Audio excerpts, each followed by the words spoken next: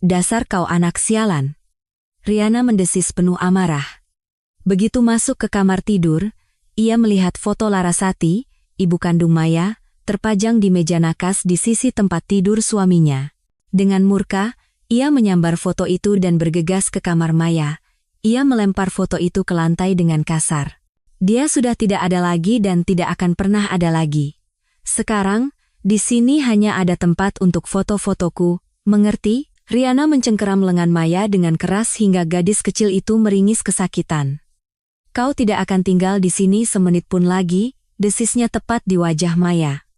Aku akan mengirimmu ke sebuah panti asuhan tertutup, biar kau tidak lagi berkeliaran di depan mataku dan mengingatkanku pada ibumu. Riana melepaskan cengkeramannya, merapikan rambutnya yang sedikit berantakan, dan berbalik untuk pergi. Saat tangannya memegang gagang pintu, ia mendengar suara Maya yang lirih namun tegas, "Ayah tidak akan membiarkanmu mengusirku dari rumah ini." "Oh, ya?" Riana berbalik dengan senyum sinis. "Ayahmu tidak akan pernah mempercayaimu. Aku sudah memberinya Bima, putra yang selalu dia dambakan, pewarisnya. Sedangkan kau hanyalah masa lalunya, dan masa lalu harus disingkirkan." Ia keluar dan membanting pintu dengan keras. Maya memungut bingkai foto itu, memeluknya erat-erat, dan berbisik, "Ibu, aku rindu sekali padamu." Malamnya, saat hendak tidur, Maya mendengar tangisan Bima, adiknya. Entah kenapa, tidak ada yang datang menenangkannya. Maya memutuskan untuk menghibur bayi itu, ia pergi ke kamar bayi. "Kenapa, Bima sayang? Kakak di sini." Ajaibnya, bayi itu langsung tenang, tersenyum, dan mengulurkan tangan mungilnya. "Tidurlah, anak baik. Biar kakak selimuti." Maya mengelus kepala adiknya. Bima yang sudah tenang langsung tertidur pulas. Dari pintu yang sedikit terbuka, Maya melihat Riana sedang berbicara di telepon. Ketika tangisan Bima berhenti, Maya bisa mendengar potongan-potongan percakapan ibu tirinya. "Ya, saya akan mengantarnya 3 hari lagi. Jangan khawatir, pembayaran untuk setahun penuh akan saya lunasi langsung." "Tidak, ayahnya tidak akan keberatan. Dia sedang di luar negeri, dan saya yang mengurus pendidikan anak tiri saya. Tolong kirimkan daftar barang yang diperlukan. Alamatnya akan saya kirim nanti. Selamat tinggal." Maya sadar, ancaman ibu tirinya tentang panti asuhan bukanlah bualan. Riana sengaja memanfaatkan kepergian ayahnya yang harus ke Jepang untuk urusan bisnis dengan mitra kerjanya. Gadis itu berjingkat pelan agar tidak membangunkan Bima. Tepat pada saat itu, Riana masuk ke kamar. "Apa yang kau lakukan di sini, anak nakal? Kau mau mencelakai anakku? Yah, keluar dari sini. Besok aku akan memberimu pelajaran." Maya kembali ke kamarnya dan menangis terseduh-seduh di bantalnya sampai ia tertidur lelap dalam mimpi yang gelisah. Mimpinya membawanya kembali ke masa ketika ibunya masih hidup. "Sayang." Sebuah kecupan lembut membangunkan Maya. "Ayo bangun, hari ini ulang tahunmu." Gadis itu membuka mata dan melihat ayah dan ibunya berdiri di samping tempat tidurnya, berpelukan mesra. "Aku sayang sekali pada ayah dan ibu. Kalian serasi sekali." Ia tersenyum.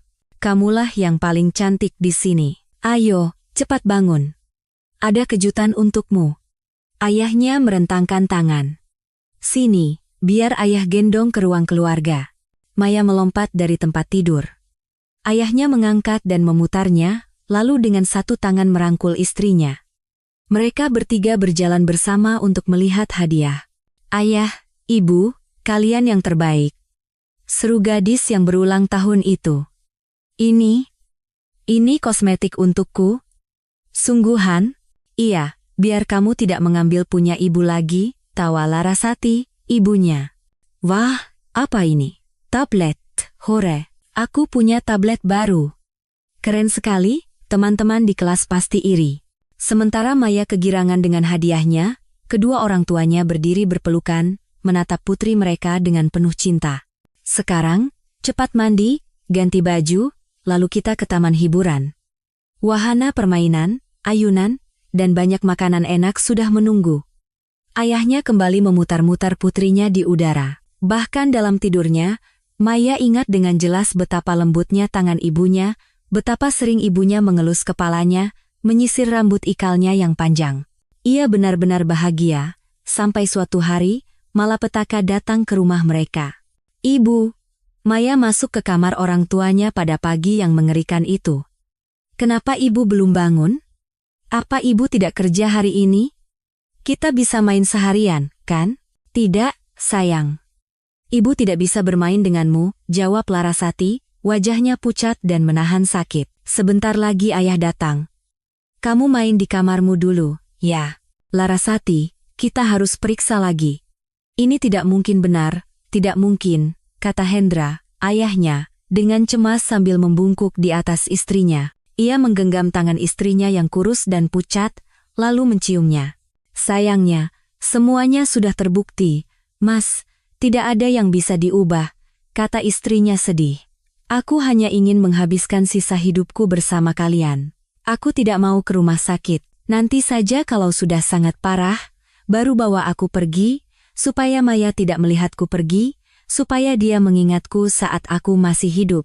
"Tidak, Ibu," teriak Maya, yang merasakan ada yang tidak beres dan telah menguping di depan pintu. "Ibu tidak boleh meninggal. Aku tidak mau kehilangan ibu. Bagaimana kami tanpamu? Putriku, ibu akan selalu ada di samping kalian. Ibu sayang sekali padamu. Ingat itu, ya." Dan kemudian, ibunya tiada. Ayahnya sangat terpukul kehilangan istrinya. Karena itu, Maya tidak percaya ketika suatu hari ayahnya tiba-tiba berkata, "Nak, kamu sudah besar dan harus mengerti ayah. Ayah ini seorang pria, dan masih cukup muda." Gadis itu mendengarkan dengan saksama. "Jadi, ayah punya seorang wanita. Ayah mencintainya, dan kami akan punya anak." "Ayah," bisik Maya, tidak percaya dengan apa yang didengarnya. "Bagaimana dengan ibu? Ayah bilang ayah mencintainya. Lalu aku bagaimana?" "Anakku, ayah tidak pernah berhenti mencintai ibumu, tapi dia sudah tidak bersama kita lagi. Kamu butuh seorang ibu pengganti. Kamu tumbuh dewasa, ayah tidak bisa mengurus semuanya sendiri. Ayah tidak tahu baju apa yang harus kamu pakai, bagaimana cara mengepang rambutmu, tapi kamu akan tetap menjadi putri ayah, tidak ada yang akan berubah. Riana itu wanita yang baik dan manis. Kalian pasti akan berteman. Aku tidak mau ibu lain. Kita berdua saja sudah cukup," teriaknya. "Jangan lakukan ini, ayah, kumohon." Maya terbangun dari teriakannya sendiri. Bantalnya basah oleh air mata. "Sayang sekali itu hanya mimpi," gumam gadis itu. "Ibu, kalau ibu di surga bisa melihat dan mendengarku, tolong buatlah aku tetap bisa tinggal di rumah." Ia merogoh ke bawah bantal untuk menelepon ayahnya, tapi ponselnya tidak ada. "Bangun. Jangan malas-malasan." Riana masuk ke kamar dengan langkah tegas. "Ini kopermu. Kemasi barang-barangmu. 1 jam lagi kita harus berangkat agar sampai di panti asuhan sebelum siang." "Tante Riana, aku mau bicara dengan ayah. Kembalikan ponselku." "Tidak perlu mengganggu ayahmu. Nanti aku sendiri yang akan meneleponnya setelah urusanmu beres. Tante tidak bisa melakukan ini padaku. Ini rumah kami. Tante orang asing di sini." "Kau salah, sayang." Wanita itu menatap Maya dengan senyum mengejek. "Rumah ini sekarang milikku, karena Bima adalah ahli warisnya, dan aku ibunya. Sedangkan kau? Kau hanya benalu. Seharusnya sudah lama aku singkirkan kau, tapi belum ada kesempatan yang pas. Sekarang, kesempatannya ada. Aku akan bilang pada ayahmu kalau kau mencoba mencelakai putranya." "Itu tidak benar. Aku hanya menenangkannya. Tapi Hendra akan mempercayaiku, karena dia sudah lama mendambakan seorang putra, dan aku telah memberikannya. Sedangkan kau, gadis pencemburu yang jahat, mencoba menyakitinya. Tapi usahamu gagal. Hendra mencintaiku. Tidak sia-sia aku menghabiskan 3 tahun untuk mendapatkannya. Dia membiayaimu hanya karena kasihan pada mendiang istrimu. Tapi tidak ada jalan kembali ke masa lalu. Jadi, hentikan histerismu. Aku tidak akan luluh." "Dasar kau Medusa," sembur Maya. Riana melompat ke arahnya, mengayunkan tangan dan menampar wajahnya dengan keras. Anak kurang ajar. Sebentar lagi kau akan bernyanyi dengan nada yang berbeda di sana. Di panti asuhan itu, mereka tahu cara mendisiplinkan anak sepertimu, dan ayahmu tidak akan bisa menolong. Percayalah, aku akan membuatnya melupakanmu, lihat saja nanti. Ayah pasti akan menjemputku dari sana. Jangan mimpi. Dia baru akan kembali sebulan lagi. Dan dalam sebulan, banyak hal bisa berubah. Wanita itu berjalan keluar kamar. Cepat ganti baju dan kemasi barangmu. Aku tunggu. Hendra berhasil menyelesaikan negosiasinya. Masih ada beberapa hal yang harus diselesaikan. Tetapi masalah utama sudah teratasi. Ia pergi berbelanja untuk membeli hadiah bagi putri, istri, dan putranya. Tolong tunjukkan set kalung dan cincin berlian itu, pintanya pada pramuniaga. Ya, saya mau membelinya. Hendra membayangkan betapa senangnya Riana, ia lalu mencari hadiah untuk putrinya. Sekarang, saya perlu sesuatu untuk anak perempuan usia 13 tahun. Anak perempuan biasanya suka perhiasan tangan, Pak. Gelang-gelang cantik. Bagus, saya ambil semuanya. Hendra keluar dari toko dan menelepon ke rumah. Sayang, bagaimana keadaan kalian? Maya tidak terlalu merepotkanmu kan? Kami baik-baik saja, jawab wanita itu, berusaha menahan gugup. Kami sangat menunggumu pulang. Bagaimana putraku, Bima? Aku bilang, kami baik-baik saja. Cepatlah pulang. Jangan khawatirkan apapun. Aku tidak bisa menghubungi Maya. Ponselnya di luar jangkauan. Mungkin lupa diisi daya. Nanti juga dia meneleponmu. Baiklah kalau begitu. Aku sudah membelikan kalian hadiah. Oh, sayang, apa yang kau belikan untukku? Kejutan. Nanti saja kalau aku sudah pulang. Tunggu. Ya, aku tunggu dengan tidak sabar. 2 minggu ini akan terasa seperti selamanya. Aku mencintaimu. Hendra menutup telepon. Lelah tapi puas, pria itu berbaring di tempat tidur dan memejamkan mata. Bayangannya melukiskan Riana, cantik, langsing, dengan sosok sempurna, rambut pirang dan mata biru. Ia ingat saat Riana pertama kali datang ke kantor mereka 3 tahun lalu dan langsung membuat kesan. Cerdas, selalu berpakaian modis, sikapnya membuat orang nyaman berbicara. Saya datang untuk wawancara kerja, kata Riana muda. Hendra adalah atasannya. Tampan, pikirnya. Menarik, apakah dia sudah menikah? Saya butuh sekretaris yang fasih berbahasa Inggris untuk negosiasi dengan mitra asing. Saya lulusan sekolah internasional, jadi saya fasih berbahasa Inggris dan Prancis. Setelah beberapa pertanyaan lagi, Hendra berkata, Anda diterima. Riana memikat Hendra dengan ambisinya. Ia bisa dengan mudah mengikuti percakapan apapun. Namun, ia tidak langsung mendekatinya, menjaga jarak profesional, tidak seperti sekretaris-sekretaris sebelumnya. Hendra melihat ada gairah yang tersembunyi di matanya.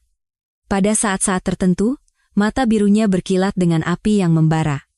Hal itu membuat Hendra sangat tertarik. Aku sangat menyukaimu, akunya saat pertama kali menginap di apartemen Riana. Hanya suka. Tanya Riana dengan sedikit genit. Aku ingin mendengar kata-kata lain darimu. Aku perlu memikirkannya. Aku sangat berharap kau bisa menjadi ibu yang sesungguhnya untuk putriku dan bisa menyayanginya. Aku sangat pandai bergaul dengan anak-anak. Lihat saja, kami pasti akan akrab. Namun seiring waktu, Hendra menyadari bahwa putrinya tidak menyukai Riana. Ia menunggu saat yang tepat untuk memberitahukan keputusannya. Mas, aku hamil, umumkan Riana suatu hari, dan Hendra tahu saat itu telah tiba. Riana mengemudi dengan wajah dingin. Di kursi belakang, Maya meringkuk ketakutan. Percayalah, ini yang terbaik untuk semua, kata Riana sambil melirik Maya dari kaca spion. Kau anak yang pintar dan seharusnya mengerti bahwa kita tidak bisa hidup di bawah satu atap. Aku punya rencana besar untuk ayahmu, dan kau tidak ada dalam rencana itu. Nanti kalau kau sudah besar, kau akan mengerti. Pokoknya ayah akan menjemputku dari sana, ulang Maya keras kepala. Ayahmu sekarang punya aku dan Bima. Kau hanya buang-buang tenaga. Nikmati saja pemandangannya. Riana kembali menatap Maya. Lagi pula, Kami akan menjengukmu. Percayalah, ini panti asuhan yang bagus. Mereka mengajar bahasa, menari, dan sopan santun. Kau akan suka, bahkan berterima kasih padaku nanti. Kudengar disiplinnya keras, tapi itu bagus untukmu. Ayahmu terlalu memanjakanmu. Dia hanya menyayangiku. Cukup bicaranya, kita sudah sampai. Lebih baik kau bersikap seolah-olah kau setuju tinggal di sini secara sukarela. Kalau tidak, aku akan menghentikan mobil ini sekarang dan meninggalkanmu di tengah hutan ini. Kita lihat kau bisa bertahan atau tidak. Mau coba? Tidak. Bagus. Riana memasuki gerbang panti asuhan. Tempatnya cukup bagus, gumamnya. Mereka melewati jalan beraspal yang di sisinya ditanami semak-semak kecil. Di dekat bangunan yang tampak seperti kastil tua, taman bunga berwarna-warni bermekaran. Namun, bagian dalam bangunan itu tampak suram dan sangat sederhana. Terlihat jelas sudah lama tidak direnovasi. Kaca-kaca di bingkai jendela yang retak tampak kusam. Riana menghentikan mobil, mengeluarkan barang-barang dari bagasi. Kenapa masih duduk? Keluar. Sebentar lagi kau akan diantar ke kepala panti.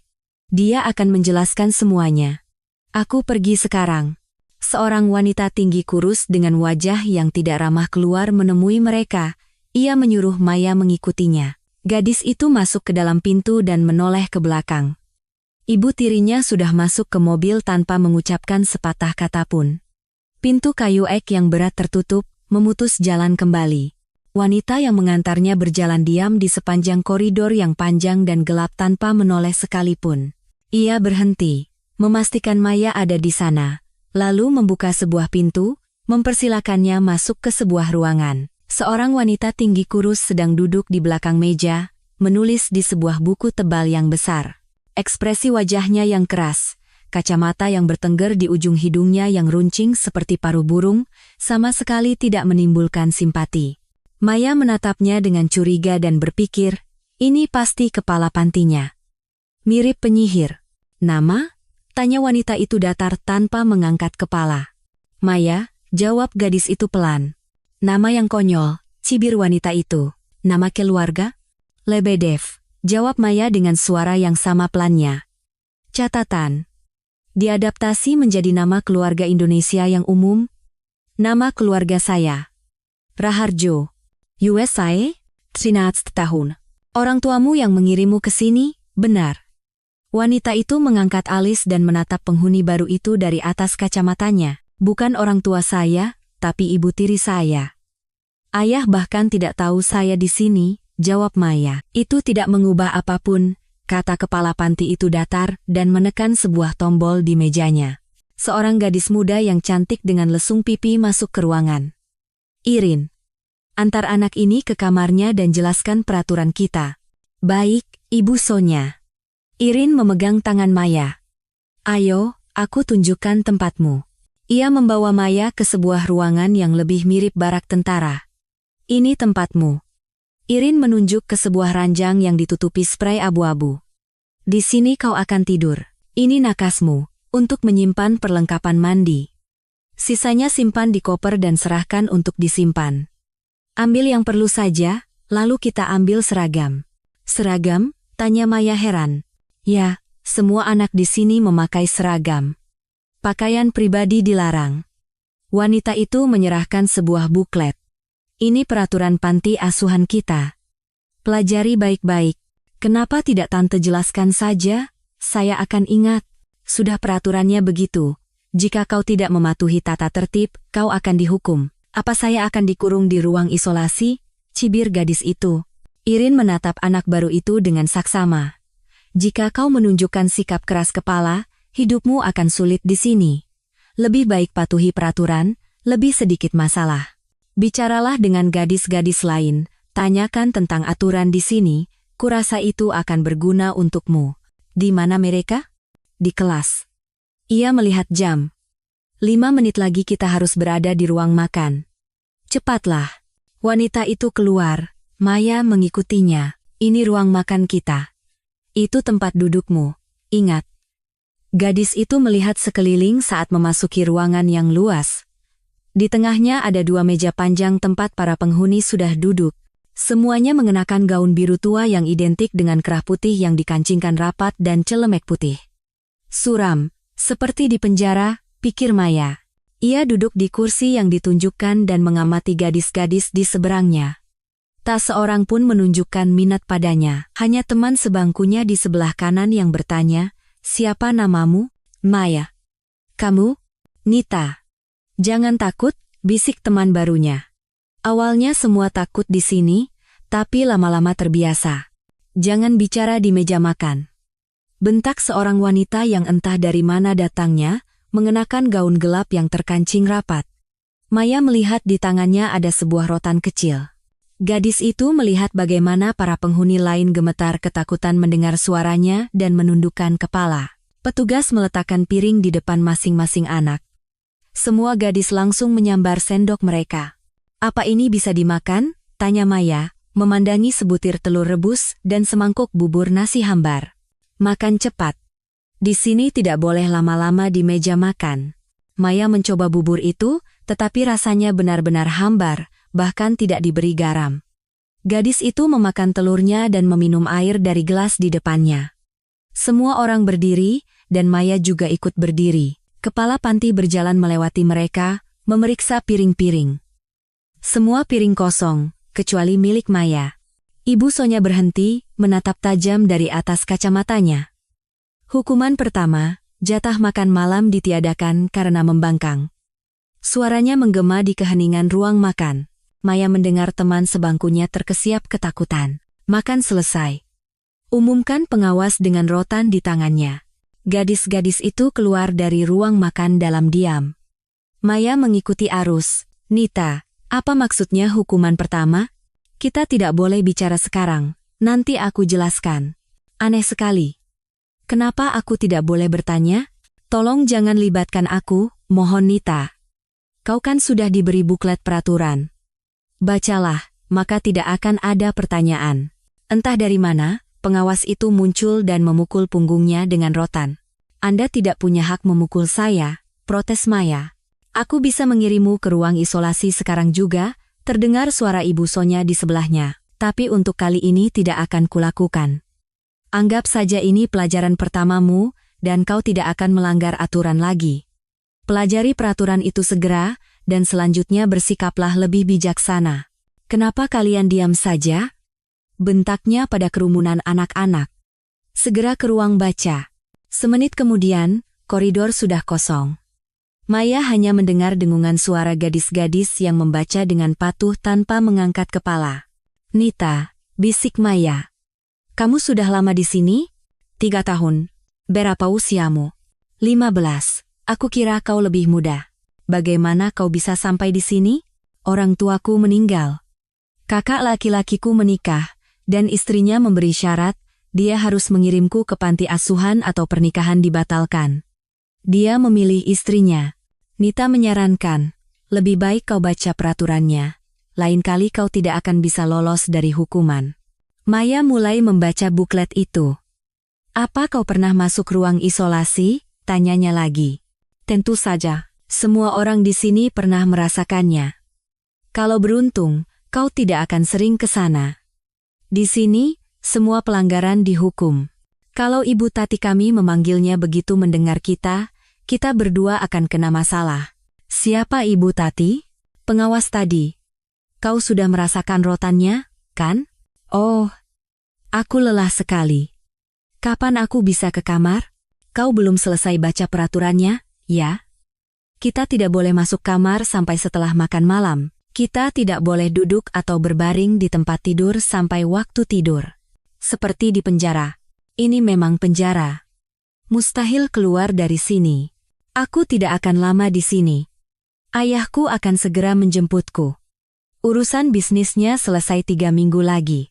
Semua orang di sini berpikir begitu. Tapi selama aku di sini, belum ada yang kembali ke rumah.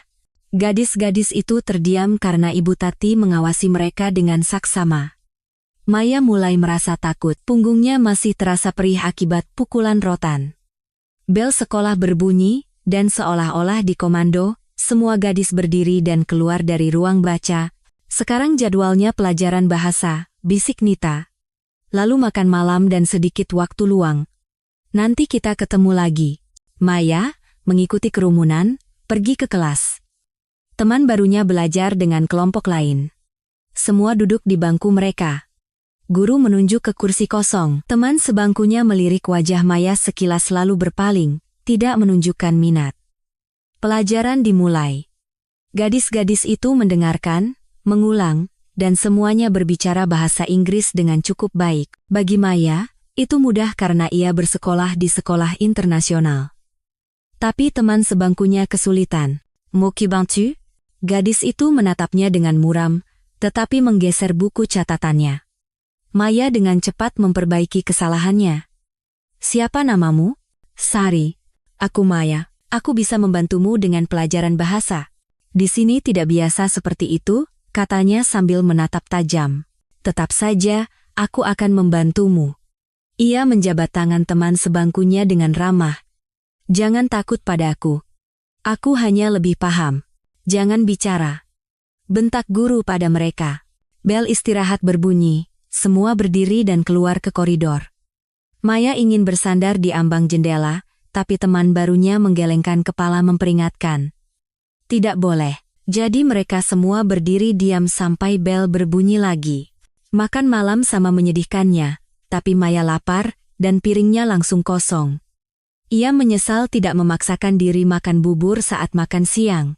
Setelah makan malam, gadis-gadis itu menyebar di taman, kebanyakan sendirian. Sari dan Nita menghampiri Maya. Bagaimana, sudah terbiasa? Tanya Nita. Terpaksa, jawab Maya. Aku tetap tidak akan lama di sini. Bermimpilah, kata Sari dengan nada tahu. Tidak ada jalan kembali. Aku juga berharap nenekku akan menjemputku, tapi seperti yang kau lihat, sudah 2 tahun dan aku masih di sini. Kenapa kau dikirim ke sini? Orang tuaku meninggal.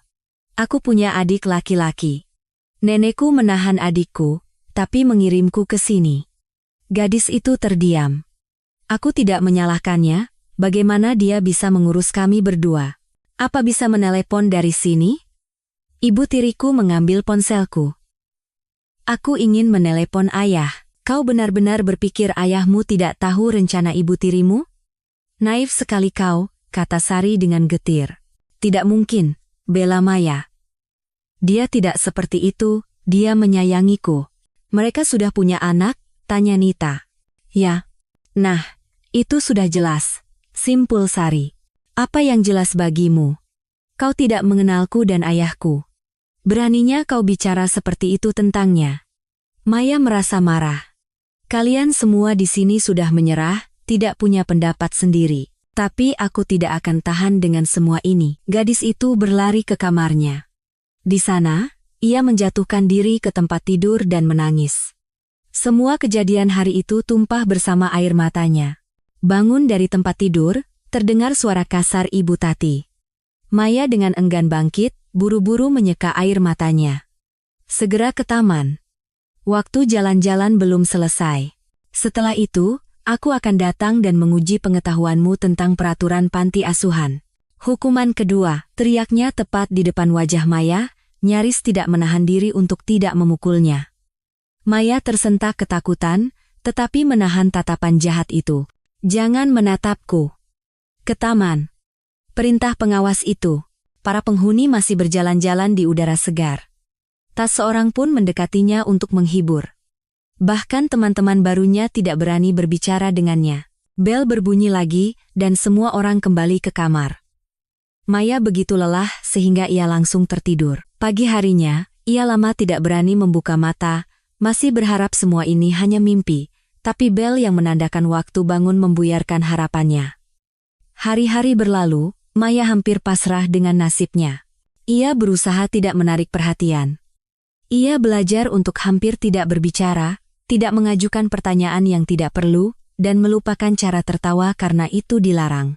Ia membuat goresan di penggaris kayu dan menghitung hari sampai ayahnya kembali. Meskipun teman-teman barunya berhasil menabur keraguan di hatinya, ia tetap menepis pikiran-pikiran suram. Hai, sapa Nita suatu hari saat berjalan-jalan. Kulihat kau sudah terbiasa. Aku berusaha tidak menarik perhatian agar tidak masuk ruang isolasi. tetap saja kau tidak akan bisa menghindarinya.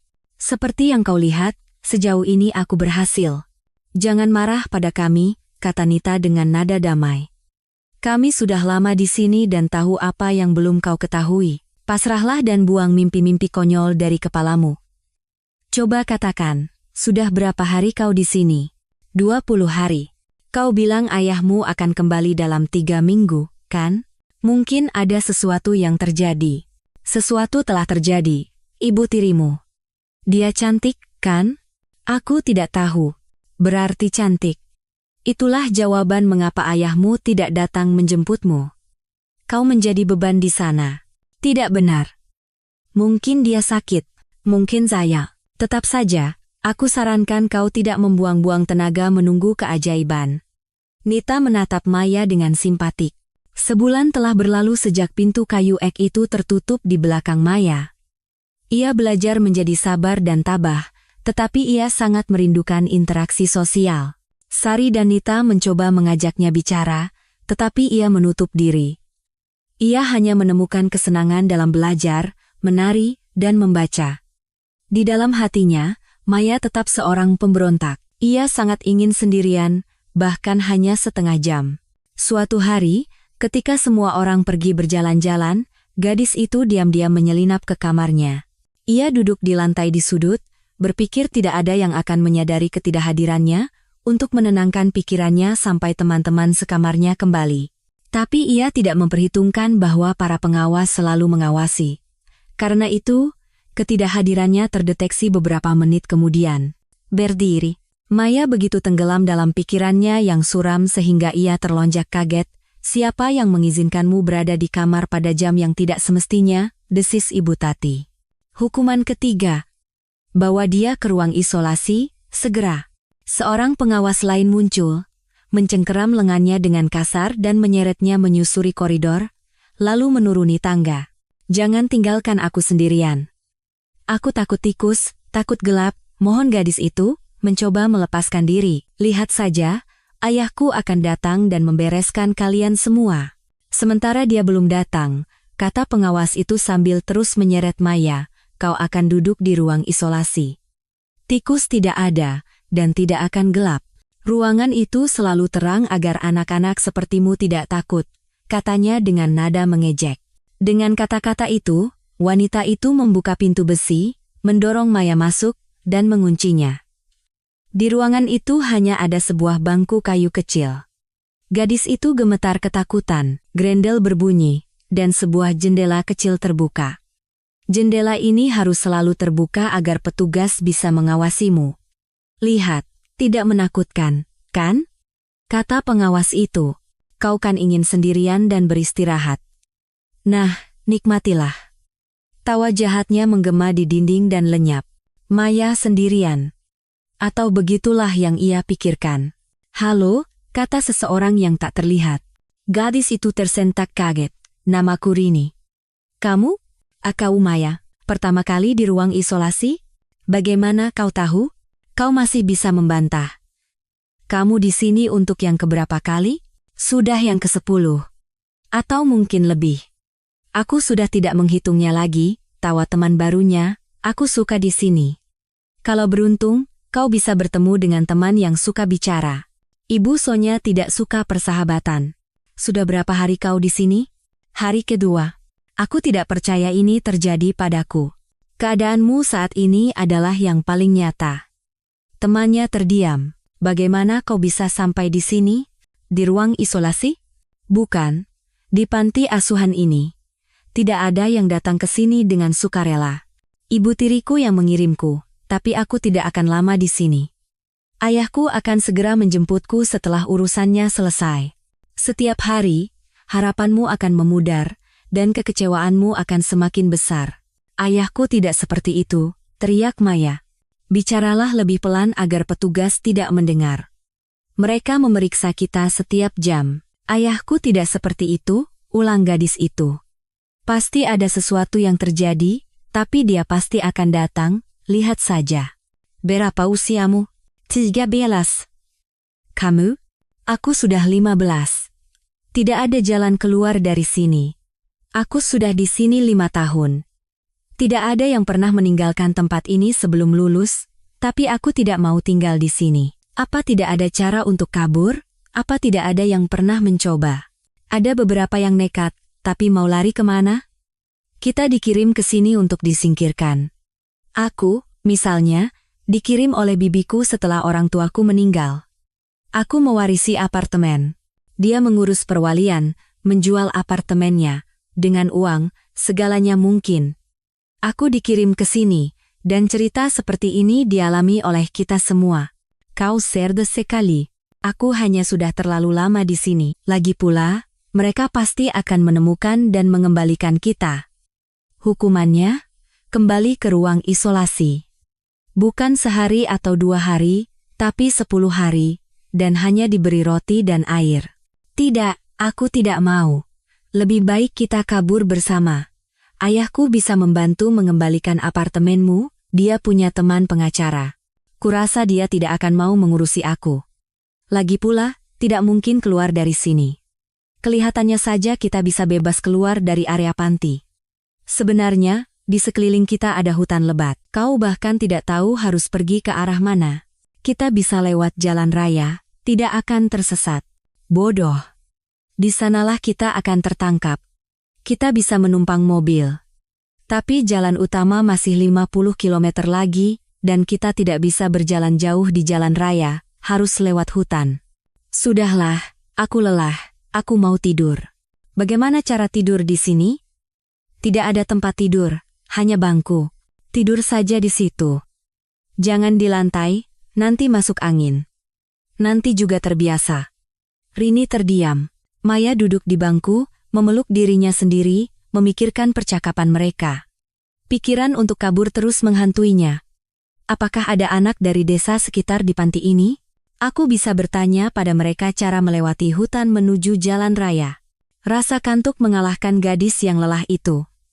Ia kembali melihat ibunya dalam mimpi. Ibu. Maya berlari ke kamar orang tuanya. Mereka duduk berdampingan di lantai, melihat-lihat foto. Ayahnya merangkul bahu istrinya dengan lembut. Bagas sudah pasang pohon Natal di rumahnya, kok kita belum? Sayang, tahun baru kan masih 2 minggu lagi. Masih sempat, aku mau pohon Natalnya dipajang lama. Baiklah, ayah. Kalau anak sudah minta, kita harus pasang pohon Natal. Ayo, sayang, kita ambil hiasannya. Ayah, kami sudah siap menghias. Pertama, rapikan dulu ranting-rantingnya. Hendra menunjukkan pada putrinya cara membuat pohon Natal tampak rimbun. Nah, sekarang bantu pasang hiasannya. Ibu, Maya kita pintar, ya, lihat, pohon Natalnya jadi cantik, ia mengangkat putrinya dan mencium pipinya. Ibu juga hebat, kan? Tanya gadis itu. Ibu juga hebat. Hendra mencium istrinya dan berbisik, aku punya hadiah untukmu. Aku suka hadiah. Aku juga suka hadiah. Tawa Maya karena ibunya menggelitik perutnya. Sekarang, kita cek puisi untuk Sinterklas sudah siap belum? Berdiri di sini, ayahnya menurunkan gadis itu, dan bacakan puisinya. Ibu jangan kasih contekan, ya. Maya membaca puisi dengan begitu bersemangat sehingga pada satu titik ia tersandung, jatuh dan membuka matanya. Cahaya terang menyilaukannya. Kepalanya sakit, kakinya kram. Kembali ke dunia nyata terasa berat. Di telinganya masih terngiang tawa ibunya. Air mata menggenang di matanya. Ibu, bagaimana caranya memberitahu ayah di mana aku berada? Kenapa dia tidak datang? Apa yang dikatakan Riana padanya? Kau sudah bicara sendiri? Selamat, terdengar suara Rini. Aku bermimpi tentang ibuku. Apa dia meninggalkanmu? Kenapa kau punya ibu tiri? Dia meninggal, jawab Maya pelan. Maaf. Aku tetap ingin mencoba mencari cara keluar dari sini. Kau ikut? Kau mengatakan ini pada orang yang baru kau kenal. Aku bahkan tidak ingat wajahmu. Tidak penting. Jawab saja, kau ikut? Pertama, kita harus keluar dari ruang isolasi ini dan berusaha tidak masuk lagi. Baru setelah itu kita buat rencana. Mungkin kau benar. Kita harus merencanakan semuanya dengan matang. Dan pertama-tama, kita harus mencari orang dari desa sekitar. Dari waktu ke waktu, mereka kembali membicarakan tentang pelarian. Waktu berlalu lebih cepat. Sore harinya, Rini memberitahu, masa hukumanku selesai. Malam ini aku akan dibebaskan. Bagus. Kalau bisa, cari tahu siapa yang bisa membantu kita. Jangan khawatir. Hukumanmu juga tinggal sedikit lagi. Ketika Maya kembali dari ruang isolasi, ia mulai berpikir bagaimana cara menemukan gadis asing itu. Ia bahkan tidak tahu bagaimana rupanya, hanya ingat suaranya. Gadis-gadis hanya diizinkan berbicara saat jalan-jalan dan di ruang makan. Tapi bagaimana cara menarik perhatian orang yang tepat? Memilih momen yang pas, ia sengaja menjatuhkan sendoknya ke lantai. Di keheningan ruangan, suaranya terdengar keras dan mengejutkan. Seketika, kepala Panti berada di sebelahnya, berdiri, teriaknya. Kau baru kemarin keluar dari ruang isolasi, mau kembali lagi? Maaf, saya tidak sengaja. Maya menundukkan kepala dengan penyesalan yang tulus, tetapi hatinya bernyanyi. Berhasil. Sekarang Rini pasti tahu siapa yang bersamanya di dalam sel. Malam itu saat jalan-jalan, mereka bertemu. Kau hebat. Ide yang bagus, puji Rini. Aku sudah pusing memikirkan bagaimana cara mengenalimu. Sudahlah, bukan waktunya bicara. Apa kau sudah menemukan sesuatu? Ya, ada satu anak dari desa sekitar di sini, tapi dia masih kecil, baru 7 tahun, aku ragu dia bisa membantu kita. Tetap harus dicoba, kata Maya keras kepala. Di mata coklatnya terpancar tekad, pipinya merona. Tidak ada yang akan tahu. Tapi anak itu terlalu kecil untuk langkah serius seperti ini. Kalau kau takut, aku akan pergi sendiri. Baiklah, aku percaya padamu. Di mata hijau Rini, kilatan nakal menari-nari. Tunjukkan padaku anak dari desa itu. Rini mengangguk ke arah seorang penghuni bertubuh mungil dan rapuh yang berdiri sendirian, dengan saksama mengamati sesuatu di celemek hitamnya. Kerah putih gaunnya mencekik lehernya yang ramping. Rambut pirang panjangnya tertata rapi. Seolah merasakan tatapan, ia mengangkat kepala dan menatap kedua gadis itu dengan saksama. Tatapannya seolah bertanya, kenapa kalian menggangguku? Ada apa? Kita dekati? Tanya Maya. Ayo. Hai, aku Maya. Ini Rini. Sapanya ramah. Siapa namamu? Lisa. Kau tahu hutan di sekitar sini, kan? Untuk apa? Jawab saja. Tahu atau tidak? Tahu. Bisa tunjukkan jalan ke jalan raya? Bisa. Tapi untuk apa? Tanyanya lagi. Sudah berapa lama kau di sini? Tanya Rini. 2 bulan. Ibu saya punya 7 anak dan ayah saya meninggal di tempat kerja. Awalnya diputuskan saya sekolah di sini, tapi kemudian ibu saya berubah pikiran dan ingin menjemput saya. Tapi ibu Sonya tidak mau mengembalikan uang panti. Jadi saya di sini sampai akhir tahun ajaran. Kau mau pulang? Tanya Maya langsung. Mau, angguk gadis kecil itu. Aku rindu sekali pada ibu. Jika kau menunjukkan jalan melewati hutan, kau akan segera bertemu keluargamu. Kapan? Rini menangkap tatapan curiga seorang pengawas. Sudah, cukup. Sepertinya kita diawasi. Dengar, Lisa, jangan ceritakan pada siapapun apa yang kita tanyakan, mengerti? Tanya Maya dengan tegas. Kalau kau cerita, kita semua akan masuk ruang isolasi. Kau belum pernah ke sana, kan? Belum, bisik gadis itu. Dan jangan sampai masuk, aku tahu apa yang kubicarakan. Besok kita bertemu lagi dan tentukan tanggal pelarian. Sampai jumpa. Sementara rencana pelarian disiapkan di panti asuhan, Riana mengarang berbagai kebohongan agar Maya tidak bisa berkomunikasi dengan ayahnya. Ketika Hendra menelepon dan memberitahu bahwa ia akan tinggal lebih lama, Riana sangat senang. Berpura-pura menjadi ibu tiri yang baik dan peduli dari jarak jauh-jauh lebih mudah. Ia sudah mulai terbiasa dengan perannya sebagai nyonya rumah yang berkuasa. Ia ingat saat pertama kali melihat foto keluarga Hendra dengan Larasati dan Maya yang tersenyum bahagia di meja kerjanya. Ini keluarga Anda? Tanyanya. Istri yang cantik, beruntung sekali dia. Istri saya baru saja meninggal. Maaf, saya tidak tahu, kata wanita itu dengan sedih. Tapi di dalam hatinya, ia bersorak. Sejak hari itu, Riana mulai dengan lihai menebar jaring cinta. Seolah-olah tidak sengaja, ia menyentuhkan dadanya ke bahu Hendra saat mengantar dokumen, menatapnya dengan penuh harap, mencoba menangkap pandangannya. Dan ketika berhasil, ia menjilat bibirnya yang basah dengan ujung lidahnya, dan melihat bagaimana hasrat menyala di mata Hendra. Kau tidak akan berhasil, cibir rekan kerjanya. Kita lihat saja nanti. Jawab Riana dengan percaya diri. Kau tidak tahu berapa banyak sekretaris yang mencoba mendapatkan perhatiannya dan melompat ke tempat tidurnya, tapi semuanya gagal. Aku tidak akan terburu-buru. Aku akan mulai dari putrinya. Hendra akan melihat bahwa aku ingin berteman dengan Maya dan hatinya akan luluh. Baru setelah itu, aku bisa mendapatkannya. Kau ini licik, Riana. Aku menetapkan tujuan dan mengejarnya. Itu yang dihargai bos dariku. Dan aku akan berhasil, lihat saja nanti. Hendra bertahan lama, hampir 3 tahun, tapi akhirnya menyerah. Gadis-gadis itu menunggu saat yang tepat. Mereka tidak terburu-buru, berusaha tidak menarik perhatian kepala panti dan para pengawas.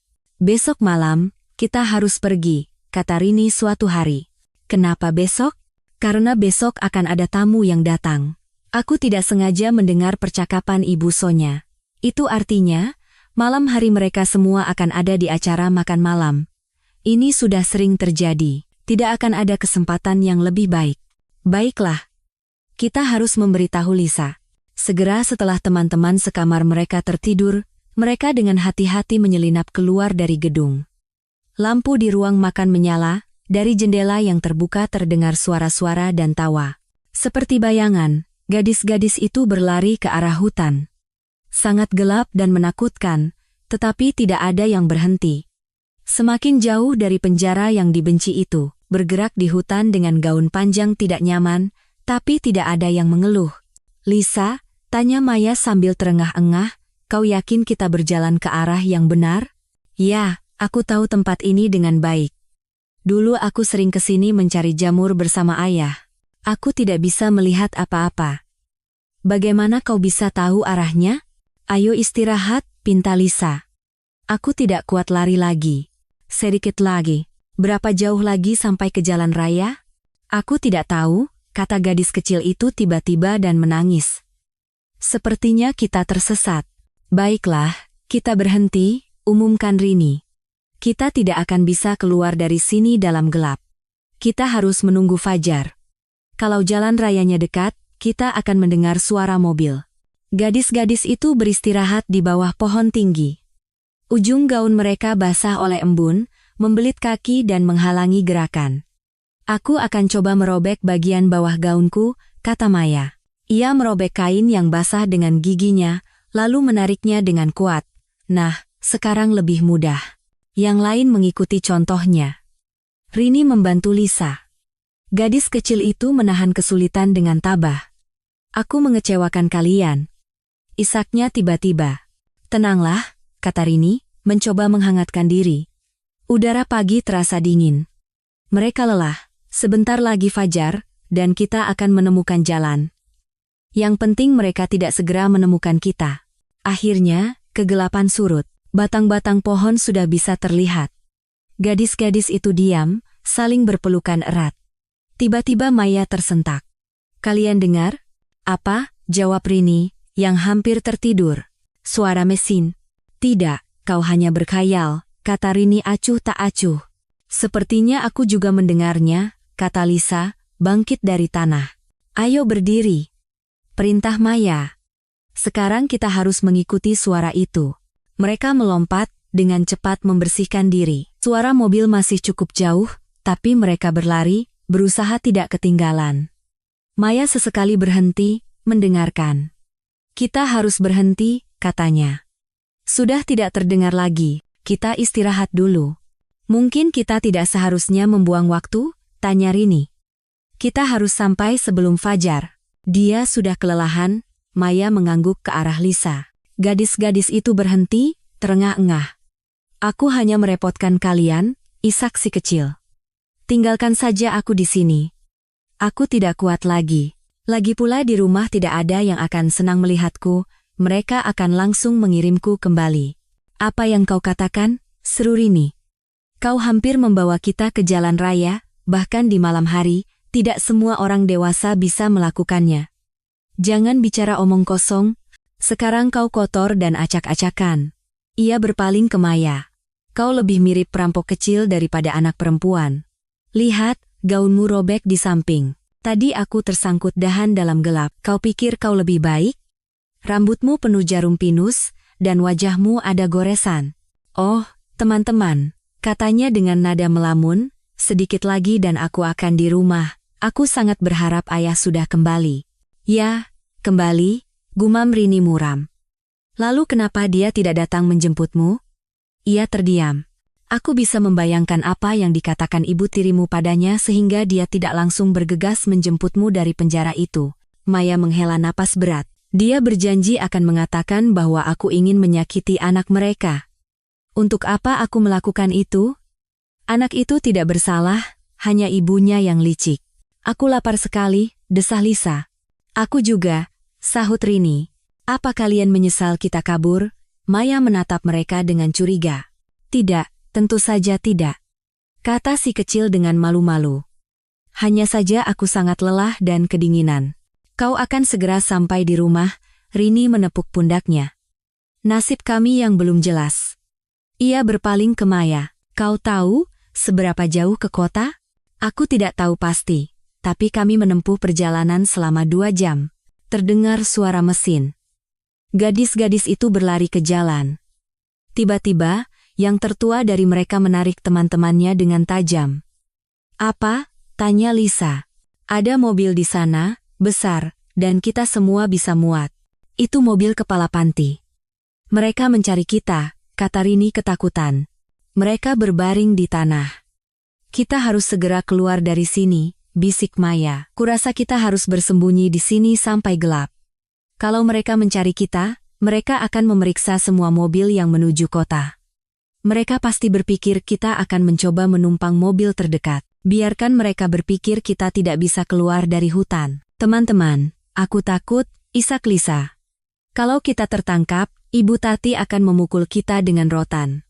Dia pernah memukulku sekali karena aku tidak cukup mendengarkan di kelas. Kita tidak akan tertangkap, kata Maya dengan tegas. Kita harus menunggu, ia berpaling ke si kecil. Lisa, apa ada desa di dekat sini? Justru kita tidak boleh ke desa, sela Rini. Di sanalah mereka akan mencari pertama kali. Sabarlah. Untung sekarang musim panas, kita bisa mencari buah beri. Sebaiknya kita juga mencari air untuk minum dan cuci muka. Seharusnya ada mata air di dekat sini. Dulu aku sering ke sana dengan ayah. Jadi rumahmu tidak jauh dari sini? Sekitar 10 kilometer. Kau tidak boleh pulang sekarang. Kemungkinan besar kepala panti sudah ada di sana, duga Maya. Lebih baik ikut kami dengan mobil, nanti kami akan menurunkanmu, dan kami akan melanjutkan perjalanan. Sambil berbincang, mereka tidak menyadari hari mulai gelap. Cuaca mendung sepanjang hari, dan menjelang malam, gerimis mulai turun. Gadis-gadis itu benar-benar kedinginan.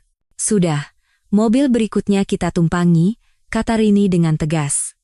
Aku tidak akan tahan semalam lagi di hutan. Begitu ia selesai bicara, terdengar suara mesin. Gadis-gadis itu berlari ke jalan dan mulai melambaikan tangan, meminta bantuan. Sebuah mobil berhenti. Dari jendela, seorang pria muda berusia sekitar 30-an menoleh. Di sebelahnya ada pria yang lebih tua. Kalian dari mana dan mau kemana? Tanya pengemudi dengan riang. Kami tersesat, sekarang mau pulang. Bisa diantar? Tentu saja. Mau ke mana? Maya menyebutkan nama kotanya. Pria yang lebih tua menatap mereka dengan saksama. Di matanya terlintas kilatan nafsu, tapi tentu saja gadis-gadis itu tidak menyadarinya. Mereka terlalu lelah, kotor, dan lapar. Pria yang lebih tua keluar dari mobil, membuka pintu, dan mempersilakan mereka masuk. Maafkan kami, kata Rini malu-malu, kami mengotori jok mobil Anda. Tidak apa-apa. Bisa dicuci, jawab si pemuda, menatap penumpang di kaca spion. Ia langsung tahu bahwa Rini lebih tua. Ia melirik wajahnya, dadanya yang tersembunyi di balik gaun biru tua yang jelek, manis juga, pikirnya. Rumah Lisa sekitar 10 kilometer lagi, kami lebih jauh, kata Maya. Jangan khawatir soal uang. Kalau diizinkan menelepon, saya akan beritahu ayah, dan dia akan membayar berapapun yang Anda minta. Kedua pria itu saling berpandangan lagi. Yang lebih tua mengangguk setuju. Bagus. Tapi di sini tidak ada sinyal. Nanti kita turunkan si kecil, baru kau menelepon. Gadis itu mengangguk. Mobil pun melaju. Beberapa menit kemudian, Lisa memberitahu bahwa itu desanya. Aku akan selalu mengingat kalian, kata gadis kecil itu sambil memeluk Rini dan Maya bergantian. Kalian juga ingat aku, ya. Ia mencium mereka masing-masing dan keluar dari mobil. Nah, sekarang giliran kalian kami antar dengan cepat, tawa si pengemudi. Kalian pasti lapar. Vitali, ia berpaling ke penumpangnya, kau masih punya biskuit dan limun? Vitali mengeluarkan sebotol kecil limun dan sebungkus biskuit dari tas di pangkuannya, lalu menyerahkannya kepada gadis-gadis itu. Makanlah dulu. Beberapa kilometer lagi ada tempat peristirahatan truk, kita berhenti dan makan di sana. Terima kasih, kata Maya sambil melahap biskuit. Seumur hidup aku belum pernah makan biskuit seenak ini. Tiba-tiba ia teringat. Anda janji akan meminjamkan telepon. Belum ada sinyal. Nanti di tempat peristirahatan baru menelepon. Istirahatlah dulu. Kedua pria itu saling berpandangan lagi. Oh ya, ayo kenalan. Ini Vitali, aku Max. Senang bertemu dengan Anda, kata Rini, nyaris tidak bisa menahan kantuk. Saya Rini, dia Maya. Bagus, sekarang kita bukan orang asing lagi, kata Vitali riang sambil menoleh ke Maya dan mengedip. Ada sesuatu dalam tatapannya yang membuat gadis itu waspada. Tapi pikirannya tiba-tiba menjadi kabur, tubuhnya tidak mau menurut. Maya berusaha membuka kelopak matanya yang berat. Ada apa denganku? Hanya itu yang sempat ia tanyakan sebelum terlelap dalam tidur yang berat. Beres, kata Vitali. Mobil itu melaju kencang di malam hari di atas aspal yang basah, membawa mereka ke tujuan yang tidak diketahui. Hendra keluar dari bandara. Pikirannya sudah di rumah, membayangkan pertemuan dengan Riana. Ia khawatir karena sudah sebulan tidak berbicara dengan Maya, tapi istrinya selalu punya alasan, meyakinkannya bahwa gadis itu baik-baik saja. Lamunannya buyar oleh dering telepon. Halo, Bapak Hendra Wijaya? Ya, dengan siapa saya bicara? Nama saya Ibu Sonya, Kepala Panti Asuhan Swasta. Maaf, saya tidak mengerti apa hubungannya dengan saya. Putri Anda, Maya, salah satu anak didik kami, kabur tadi malam. Bersamanya, 2 anak didik lain juga kabur. Kami sangat khawatir dengan kejadian ini. Saya tidak mengerti apa-apa. Putri saya sekolah di sekolah biasa. Mungkin Anda salah sambung? Tidak. Istri Anda telah membayar penuh biaya panti selama setahun ajaran. Saya rasa Anda perlu datang ke sini. Hendra bingung. Semoga kau bisa menjelaskan ini, batinnya pada Riana yang tak terlihat, sambil menyalakan mesin mobil. Sayang, akhirnya kau pulang. Riana menggendongkan Bima pada suaminya. Bima, peluk ayah. Riana mencoba mencium Hendra, tapi suaminya menghindar dan menatapnya tajam. Di mana putriku? Kenapa ada Ibu Sonya yang menelepon dan bilang Maya hilang? Jelaskan apa yang terjadi? Bima menangis. Bawa anak ini. Tidak perlu mengalihkan perhatian, jelaskan semuanya. Wanita itu membawa Bima ke kamar bayi, dengan panik mencoba menyusun strategi pembicaraan. Ia tidak menyangka Hendra akan tahu lebih dulu darinya. Sayang, jangan marah padaku. Aku hanya ingin yang terbaik. Kita punya anak kecil, dia butuh perhatian, dan kau sering bepergian. Aku bekerja agar kau punya segalanya. Jangan mengalihkan pembicaraan. Aku sedang mencoba menjelaskan. Maya akan lebih tenang di panti asuhan. Di sana anak-anak belajar bahasa, sopan santun. Dia akan mendapat pendidikan yang layak di antara gadis-gadis lain. Kau terlalu memanjakannya. Aku yang berhak memutuskan di mana putriku akan mendapat pendidikan. Aku hanya ingin membantumu. Aku lihat kau juga lelah. Riana mencoba menangkap tatapan suaminya, tapi Hendra sengaja menghindar. Aku tidak sempat mengawasinya dan Bima. Dia butuh perhatian, masalahnya mulai muncul di sekolah. Dan yang terpenting, dia cemburu pada Bima. Dia bahkan mencoba memukulnya karena tangisannya mengganggunya tidur. Hendra mencengkeram bahu istrinya dan mengguncangnya dengan keras. Jangan bohong. Putriku tidak akan pernah melakukan itu. Kalau kau menyakitinya, aku akan mengusirmu ke jalan. Riana menangis. Tentu saja, kami bukan siapa-siapa bagimu. Kau hanya mencintai putrimu, rela melakukan apa saja untuknya. Ya, aku mencintai putriku. Dia kehilangan ibunya, itu tragedi besar baginya. Aku berharap kau bisa menjadi ibu kedua untuknya, kata pria itu dengan penyesalan. Tapi aku salah. Aku sudah mencoba. Kau percaya padaku, kan? Tanya wanita itu, menatap suaminya dengan memelas. Tapi dia seperti anak serigala, tidak mau didekati. Dia selalu membuat ulah. Aku tidak bisa berbuat apa-apa. Kukira kau juga lelah dengan pertengkaran kami yang terus-menerus. Kau tidak salah kira. Tapi kau tidak punya hak mengambil keputusan seperti itu sendiri. Bersiaplah, kita ke panti asuhan sialan itu. Aku harus tahu kenapa Maya kabur. Hendra, mungkin kita bisa merayakan kepulanganmu hari ini, dan pergi ke sana besok? Tanyanya ragu, tapi langsung terdiam melihat tatapan suaminya yang penuh kebencian. Aku tidak percaya bisa begitu salah menilaimu. Kenapa aku tidak mendengarkan putriku? Dia sudah tahu siapa dirimu sejak awal. Beraninya kau bicara seperti itu, seru Riana. Aku sudah menghabiskan begitu banyak waktu untukmu, melahirkan seorang putra. Dasar tidak tahu berterima kasih. Anak itu seharusnya sudah lama dikirim ke suatu tempat agar tidak mengganggu. Dia merusak segalanya. Semburnya. Nah, kau sudah menunjukkan wajah aslimu, kata Hendra sedih, bersiaplah. Tapi dengan siapa aku akan meninggalkan Bima, dia masih kecil? Baiklah, aku pergi sendiri. Hendra keluar dan membanting pintu. Riana jatuh ke tempat tidur dan menangis. 3 tahun aku sia-siakan untuknya, dan anak sialan itu menghancurkan segalanya, isaknya. Sementara itu, Hendra melaju ke panti asuhan. Melihat mobilnya, Ibu Sonya keluar ke teras. Selamat datang. Saya senang Anda langsung datang. Mari ke ruangan saya akan jelaskan semuanya. Ya, tolong jelaskan bagaimana bisa gadis-gadis itu kabur dan sampai sekarang belum ditemukan.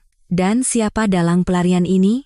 Saya tidak ingin membuat Anda sedih, tapi sepertinya dalangnya adalah putri Anda sendiri. Kenapa Anda berpikir begitu? Begini, dia sangat menantikan Anda dan merindukan rumah.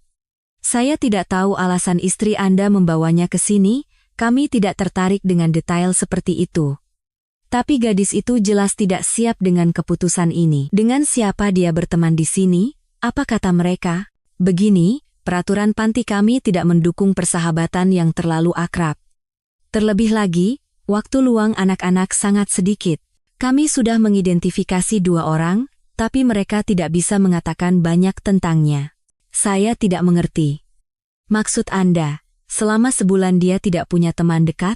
Tidak juga begitu, kepala panti itu ragu-ragu. Peraturan kami ketat. Jika disiplin tidak dijaga, gadis-gadis akan menjadi tidak patuh.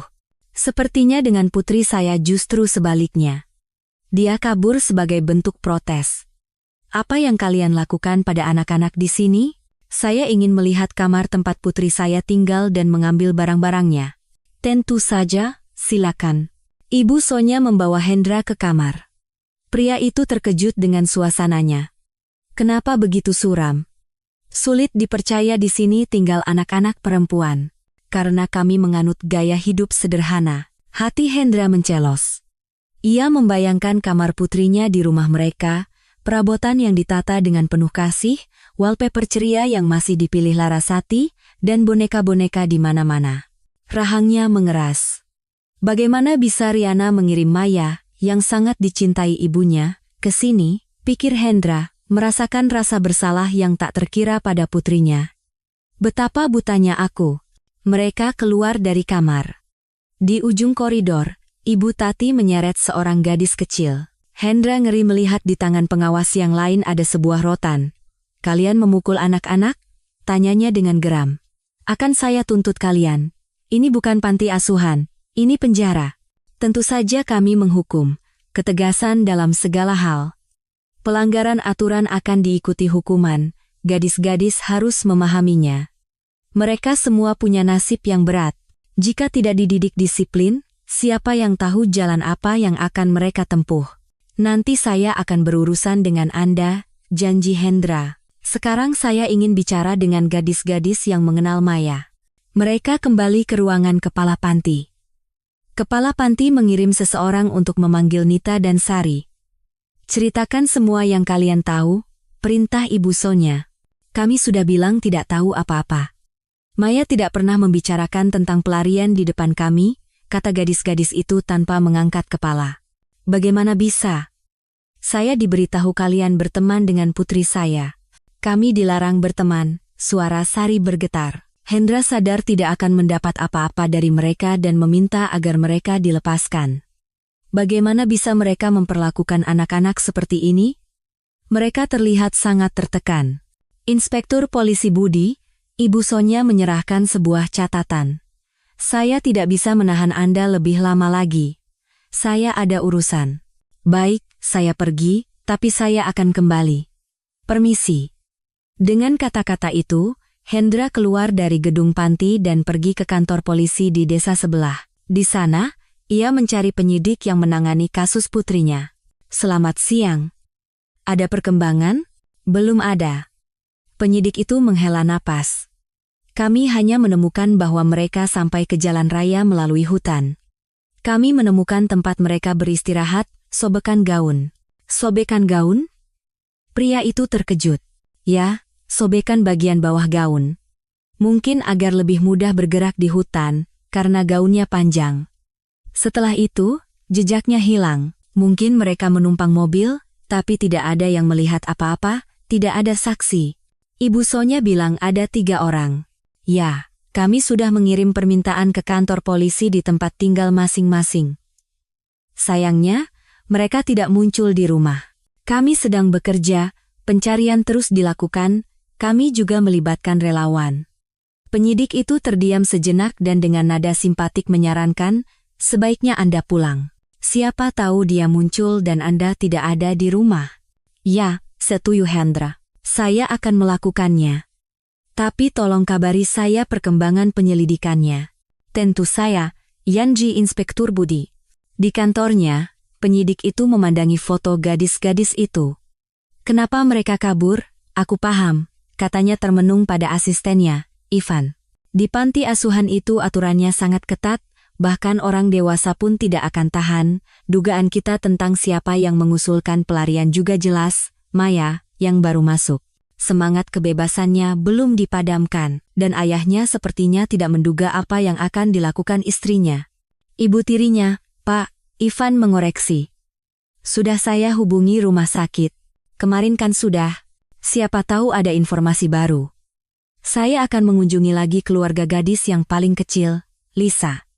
Ibu Sonya mengklaim ibunya yang mengirimnya, tapi firasat saya mengatakan dia bohong.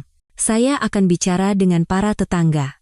Sementara itu, Hendra berhenti di sebuah tempat peristirahatan untuk istirahat dan mengisi bensin. Berita terakhir membuatnya sangat terpukul. Ia baru saja kembali dari perjalanan bisnis dan langsung mencari Maya. Menjelang sore, ia sangat lelah hingga takut tertidur di belakang kemudi. Ia terus memikirkan putrinya. Di mana dia? Apa yang terjadi padanya?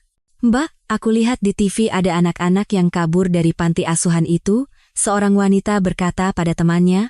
Hendra tanpa sengaja mendengarkan percakapan para pelayan warung. Ingat mobil kemarin malam? Di dalamnya aku lihat ada 2 anak perempuan tidur. Jangan-jangan mereka? Tidak mungkin. Kan yang hilang 3 orang. Aku tidak tahu, apa perlu lapor polisi ya? Hendra menghampiri mereka. Maaf, saya tidak sengaja mendengar percakapan Anda. Saya ayah dari salah satu anak yang hilang. Oh, kami turut prihatin. Semoga mereka ditemukan dalam keadaan selamat. Nama Anda siapa? Hendra. Tolong ceritakan semua yang Anda lihat. Coba ingat semua detailnya, itu sangat penting. Begini Pak. Kemarin malam ada mobil berhenti di sini. Mobil apa? Merek, nomor plat, ingat? Warna biru. Saya tidak begitu paham merek mobil. Saya tahu. Sela temannya. Mercedes biru. Lalu? Desak Hendra. Sepertinya anak-anak itu tidur dengan aneh. Maksudnya aneh, terlalu lelap. Tidak bangun saat di tempat peristirahatan. Tidak bangun saat ayahnya mengisi bensin, dan makanan yang dibeli hanya untuk mereka berdua, tambah temannya. Terima kasih. Anda sangat membantu. Oh, satu lagi. Pelayan itu terdiam, mencoba mengingat, sekitar 50 km dari sini ada desa kecil. Minggu lalu, 2 anak perempuan hilang di sana. Usianya kira-kira sama dengan anak Anda. Ada di koran atau di berita TV, mereka membuat laporannya. Terima kasih banyak, informasi yang sangat berharga. Hendra segera membayar dan keluar dari warung. Ia menghubungi nomor penyidik. Selamat siang, ini Ayah Maya. Saya berada di tempat peristirahatan dan mendapat informasi menarik. Saya rasa kita perlu segera membahasnya. Saya juga punya berita tentang gadis ketiga. Hari ini sudah terlalu malam, kita hubungi lagi besok. Kenapa besok? Putri saya entah di mana, dan Anda bilang besok? Seru Hendra. Baiklah, tetap di sana. Saya akan segera ke sana. 1 jam kemudian, mereka sudah duduk di meja warung, bertukar informasi. Gadis ketiga, Lisa, ternyata sudah di rumah, kata Inspektur Budi sambil mengaduk kopinya. Ibunya tidak melapor karena takut pada Ibu Sonya. Semua orang takut padanya. Ibunya bahkan tidak mau meminta uangnya kembali, asalkan putrinya tetap bersamanya. Anda sudah bicara dengan gadis itu? Ya. Dia bilang mereka menumpang mobil biru. Dia diturunkan di dekat rumahnya, sementara putri Anda dan temannya melanjutkan perjalanan. Hanya itu yang dia tahu. Asisten saya sudah menghubungi semua rumah sakit, tidak ada yang cocok dengan deskripsi mereka. Lalu informasi dari Anda? Mobil Mercedes biru. Belum tentu itu mobilnya, kata penyidik itu. Para pelayan melihat 2 gadis di dalamnya. Dan menurut mereka, aneh sekali anak-anak itu tidur terlalu lelap. Pengemudi hanya membeli makanan untuk 2 orang. Tidakkah itu aneh? Anda pikir mereka dibius? Kemungkinan besar. Dan yang lebih menarik, para pelayan bilang penculikan di daerah ini bukan yang pertama kali. Tolong Anda lacak melalui jaringan Anda. Saya tahu apa yang harus saya lakukan. Dan Anda, berhentilah bermain detektif, ini bisa berbahaya. Putri saya hilang, mungkin sekarang di tangan para penjahat, dan Anda menyuruh saya duduk diam menunggu? Tetaplah di rumah, kalau-kalau dia muncul. Anda sudah menelepon istri Anda? Belum. Seharusnya Anda menelepon. Mungkin putri Anda sudah kembali. Dengan kata-kata itu, penyidik itu berdiri, mengisyaratkan bahwa pembicaraan selesai. Besok saya akan menghubungi Anda. Dan saya mohon, jangan bertindak tanpa saya. Ia masuk ke mobil dan pergi. Hendra juga pulang. Ia menelepon Riana. Maya sudah muncul? Belum. Setelah hening sejenak, ia bertanya ragu, kapan kau kembali? Sedang di jalan, jawabnya dan menutup telepon. Riana menatap suaminya dengan cemas. Maafkan aku. Aku hanya ingin yang terbaik. Ulasan tentang panti asuhan itu sangat bagus. Kita bicara besok. Aku sangat lelah, katanya sambil melepaskan pakaian. Aku akan tidur di ruang kerja. Hendra berbaring di sofa dan tertidur lelap. Dini hari, ia bermimpi sedang berperahu di danau bersama istri dan putrinya. Mereka tertawa. Tiba-tiba perahu bergoyang dan Maya jatuh ke air. Mas, selamatkan putri kita, teriak Larasati. Aku akan menyelamatkannya, percayalah padaku. Hendra terbangun karena Riana mengguncangnya. Kau berteriak dalam tidur. Maaf, sudah pagi. Aku sudah siapkan sarapan. Keheningan di meja makan terasa menyesakkan. Mas, bicaralah padaku, mohon wanita itu. Riana, pria itu mengangkat matanya, aku tidak mau melihatmu lagi. Bagaimana bisa? Kita kan saling mencintai. Kita punya anak. Kau tidak bisa menghapuskanku dari hidupmu. Bisa. Kau sendiri yang membuatku memilih. Bagiku, tidak ada yang lebih berharga dari putriku. Lalu bagaimana dengan Bima? Aku akan membantu kalian, akan menemuinya. Kau ibunya, biarkan dia bersamamu. Oh, tidak, teriak Riana. Aku tidak mau membesarkan anak sendirian. Aku tidak butuh dia tanpamu. Jangan tinggalkan aku. Kalau begitu, biarlah. Aku tidak punya waktu untuk berdebat. Kemasi barang-barangmu. Terima kasih untuk putranya. Sebagai imbalannya, kau akan dapat apartemen. Tapi jangan harap lebih. Apa aku masih bisa bekerja denganmu? Tidak, aku sudah memutuskan untuk menjual bisnisku dan membeli panti asuhan itu. Aku akan menjadikannya tempat yang baik, agar anak-anak bisa tinggal dan belajar di sana dengan gembira. Hendra berdiri. Maaf, aku harus pergi. Kuharap saat kami kembali, kau sudah tidak ada di sini. Aku akan memberitahumu kapan surat cerai siap. Ia menelepon seseorang dan memberitahu bahwa pengasuh anak akan segera datang. Di mobil, ia menelepon penyidik. Selamat siang, ada berita? Tentang gadis-gadis itu belum ada. Tapi Anda telah memberi kami petunjuk menarik, dan kami sudah punya tersangka pertama. Bisa Anda datang ke sini? Saya harus ke kantor dulu. Pria itu melihat jam. Sore nanti saya akan ke sana. Bisa Anda pesankan kamar hotel untuk saya di dekat panti asuhan? Tentu saja. Sampai jumpa nanti, kata Hendra. Ia harus bertemu dengan para pengacaranya, ingin segera menyelesaikan semua urusan. Maya dengan susah payah membuka mata. Kepalanya sakit. Ia mencoba membiasakan diri dengan ruangan yang remang-remang. Dingin. Bau apek menusuk hidung. Ia sadar sedang berbaring di atas kasur. Selimut tipis tidak cukup menghangatkan. Ia duduk, melihat sekeliling, dan melihat Rini di sebelahnya. Ia mengguncangnya. Rini, kau hidup? Ya, hidup. Tenanglah, terdengar suara lain. Setelah matanya terbiasa, ia melihat di kasur sebelah ada dua gadis lagi. Dia hanya belum sadar dari obat bius. Kalian siapa? Aku Masha, ini Ira. Bagaimana kami bisa di sini? Apa yang terjadi? Aku hampir tidak ingat apa-apa. Kami juga tidak tahu pasti di mana kita. Kalian mungkin juga minta tumpangan ke kota? Ya. Aku ingat kita menurunkan Lisa, lalu kami melanjutkan perjalanan, kemudian kami diberi biskuit dan air, lalu tidak ingat apa-apa lagi. Kami juga tertipu dengan makanan itu. Ternyata ada obatnya. Sudah berapa lama kalian di sini? Mungkin seminggu. Di sini tidak bisa melacak waktu. Gelap terus. Kau tahu kenapa kita di sini?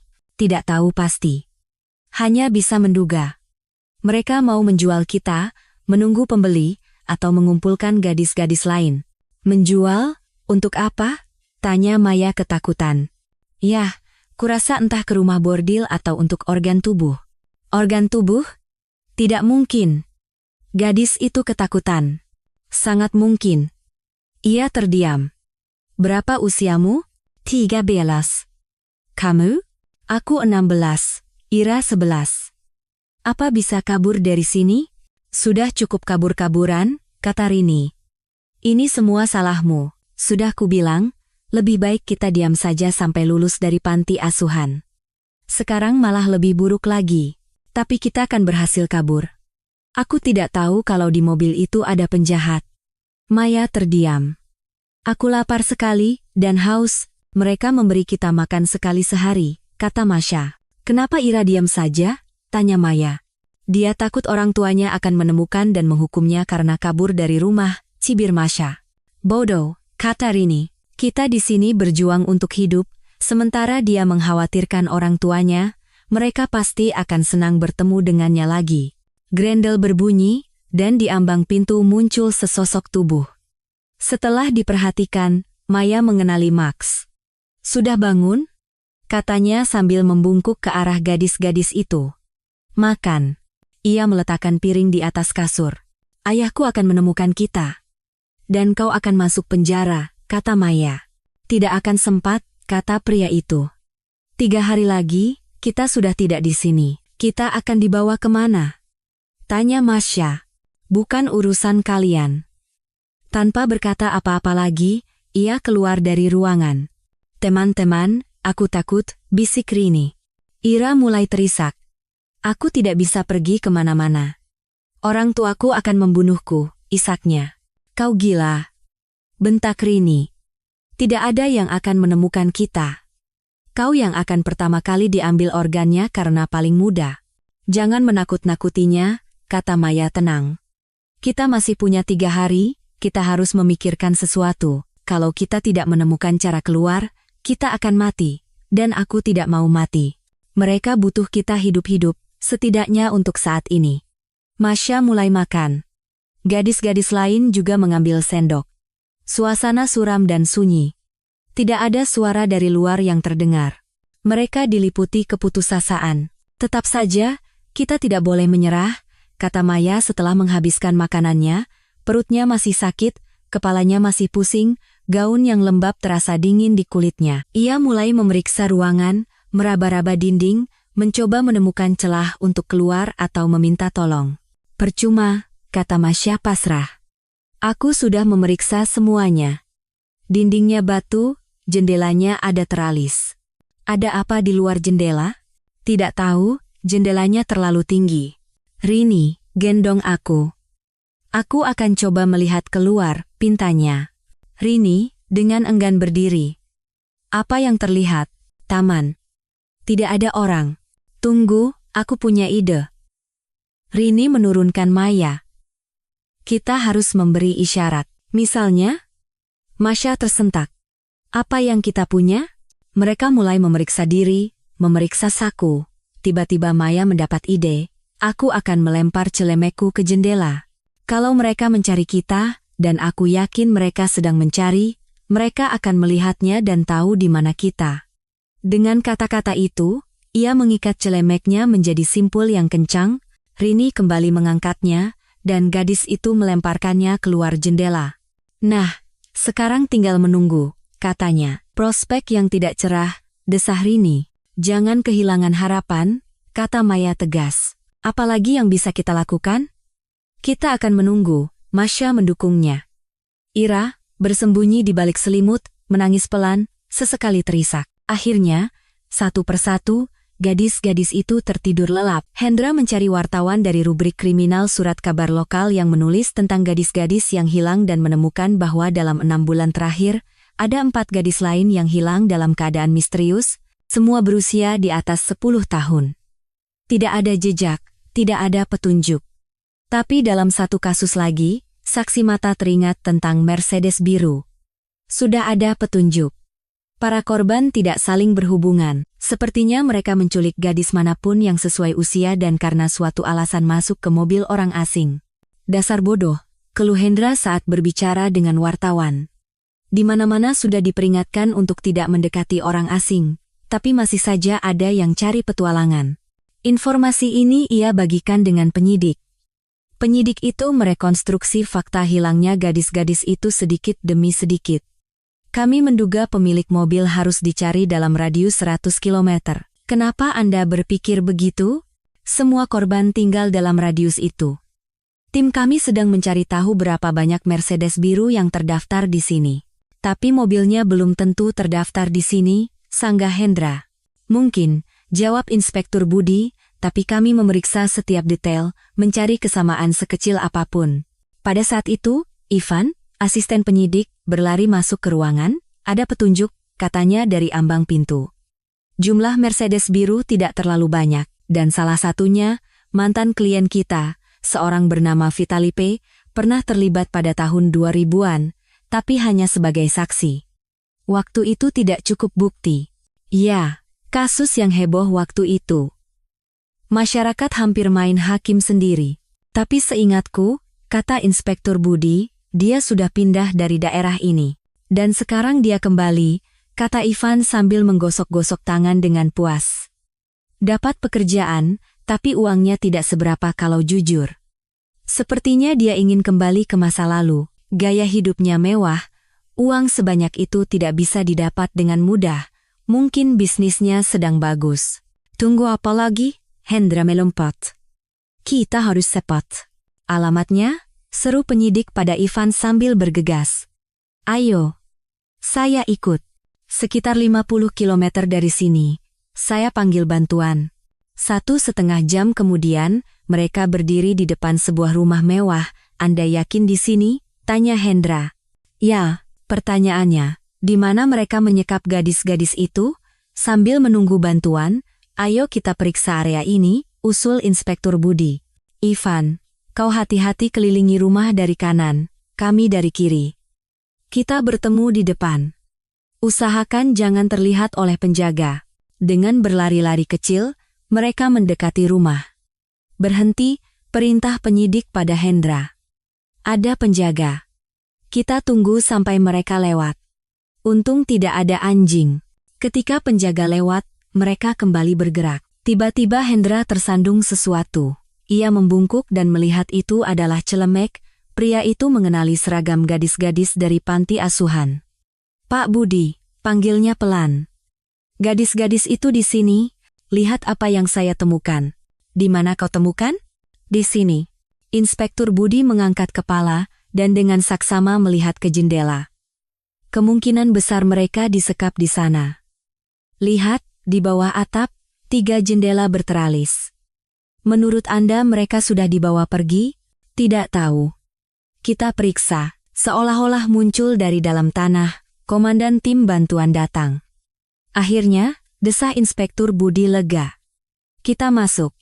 Diduga gadis-gadis itu di sini, ia menunjuk ke jendela berteralis. Anda tunggu di luar dulu, perintah penyidik pada Hendra. Beberapa menit kemudian, terdengar teriakan dan tembakan.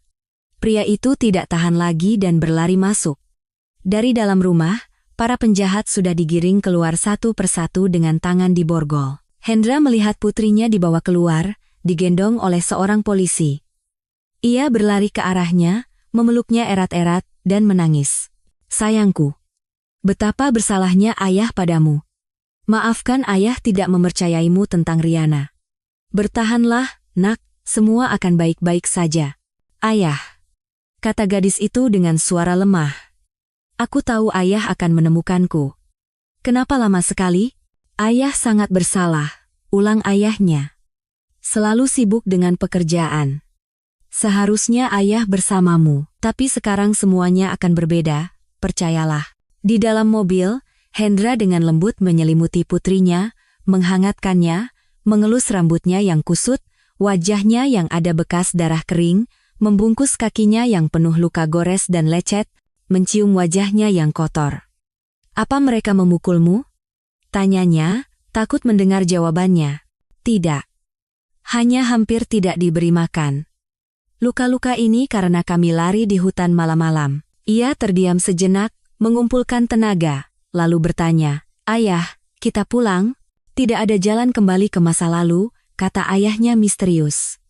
Pertama ke rumah sakit, baru kita bicara.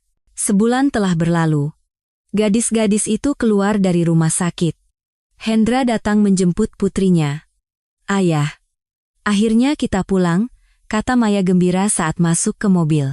Ingat, kau berjanji akan membantu Rini mengembalikan apartemennya? Tentu saja. Hendra mengeluarkan dokumen. Ini, semua sudah beres. Tapi untuk sementara dia akan tinggal dan belajar di panti asuhan sampai cukup umur bersamamu. Apa? Tidak, ayah. Aku tidak mau kembali ke tangan ibu Sonya. Aku yakin kau akan suka, tawa ayahnya. Boleh aku bertanya satu hal lagi? Tentang Tante Riana. Gadis itu mengangguk. Kami sudah berpisah. Aku menjual rumah kita. Riana dapat apartemen, dan Bima akan tinggal bersama kita. Dia sendiri yang memutuskan begitu.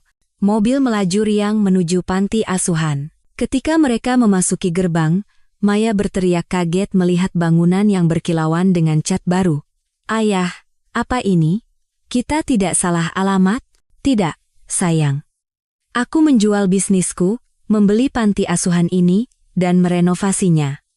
Semua staf lama ku pecat, ku ganti dengan yang baru. Sementara mereka berbicara, gadis-gadis berlari keluar menyambut mereka. Maya menatap mereka dengan bingung dan tidak mengenali mereka. Aku tidak percaya. Kalian semua cantik dan ceria sekali. Gadis-gadis itu mengelilinginya dan berebut bercerita. Terima kasih pada ayahmu, dia telah membebaskan kita dari Ibu Sonya. Sekarang dia menunggu pengadilan. Ibu Tati mengundurkan diri dan langsung pergi. Takut diadili juga. Guru-guru kita sekarang baik sekali. Kau harus lihat kamar kita. Dan seragamnya. Ingat gaun gelap panjang kita? Mereka tertawa riang, berpelukan, membawa Maya bersama mereka. Hendra berjalan di belakang. Gadis itu menoleh dari teras. Kalau ayah menjual rumah kita, di mana kita akan tinggal? Untuk sementara di sini, satu sayap gedung ini sudah kuubah menjadi tempat tinggal staf. Dan rumah baru untuk kita sedang dibangun. Maya berjalan menyusuri koridor dan tidak mengenalinya lagi. Baru 1,5 bulan, tapi kehidupan di panti asuhan ini berubah drastis. Ayah, siapa direktur baru pengganti Ibu Sonya? Kalau gadis-gadis mengizinkan, aku akan mengenalkanmu padanya. Hendra membuka pintu kantor direktur. Ini direktur baru panti asuhan untuk anak perempuan, Ibu Marina. Maya menatap ayahnya dengan heran. Tapi ini kan? Ya, sayang. Ini ibunya temanmu, Bagas. Gadis itu berlari ke wanita itu, memeluknya. Saya senang sekali bertemu tante lagi. Bagas di mana? Ibu Marina menjawab, Bagas akan sekolah di desa sebelah. Di sana, tempat tinggal teman lamamu. Lisa, semuanya berubah sekali di sini. Hebat. Maya kembali ke teman-temannya. Sulit dipercaya belum lama ini di sini ada ruang isolasi, ada Ibu Tati dengan rotannya, dan kita takut saling menatap. Ini semua berkatmu. Kita terbebas dari Ibu Sonya, bukan aku. Kalau kau tidak kabur, polisi tidak akan tertarik dengan kehidupan di panti ini, dan ayahmu tidak akan berhasil menangkap kepala panti. Kapan semua ini terjadi? Gadis-gadis itu saling menyela, berbagi kesan dan sangat gembira dengan perubahan itu. Malam harinya, lelah tapi bahagia, Maya berbaring di tempat tidur, mengenang hari yang penuh kesan. Belum tidur. Ayahnya mengintip. Belum. Tidak bisa tidur, banyak sekali yang terjadi hari ini. Kau senang kembali ke sini? Tidak tahu. Banyak hal yang terjadi padaku di sini. Sebenarnya, aku hanya ingin cepat pulang. Ayah, setelah hening sejenak, gadis itu bertanya, apa ayah sangat sedih karena Tante Riana pergi? Ayah dibutakan olehnya. Tidak melihat apa-apa. Ayah kira ayah jatuh cinta. Ayah juga senang dengan kehadiran seorang putra. Pekerjaan menyita banyak waktu, dan ayah berharap Riana bisa menghiburmu setelah kepergian ibu, dan kau tidak akan merasa kesepian. Tapi dia pandai memanipulasi ayah. Ayah tidak menyadari kau tidak bahagia. Dan kemudian, sifat jahatnya muncul. Dia menolak putranya sendiri. Dan ayah, seolah-olah tersadar, dan mengerti bahwa dia tidak pernah benar-benar mencintai ayah, hanya memanfaatkan ayah. Ia terdiam, memegang tangan putrinya, dan berkata, maafkan ayah, ayah hampir kehilanganmu. Aku tidak marah. Aku mengerti betapa beratnya sendirian. Tidak, cukup sudah dengan wanita. Sepertinya aku tahu siapa yang cocok untuk kita. Maya menatap ayahnya dengan nakal. Ayah coba perhatikan Ibu Marina. Tadi dia menatap ayah dengan cara yang, apa kau tidak takut? Dia selalu tegas. Aku bahkan sedikit takut padanya, meskipun kami sudah lama kenal. Aku tidak keberatan kalau dia menjadi ibuku, dan Bagas menjadi kakakku. Kau sudah dewasa sekali, ya, tawa ayahnya. Jangan terburu-buru. Selamat tidur, sayang. Ia mencium putrinya dan keluar dari kamar. Sejak hari itu, kehidupan keluarga mereka menuju kebahagiaan. Sebulan kemudian, Hendra melamar Ibu Marina. Dan sebulan setelahnya, di taman panti asuhan, mereka mengadakan pernikahan yang meriah. Bayang-bayang masa lalu telah lenyap selamanya.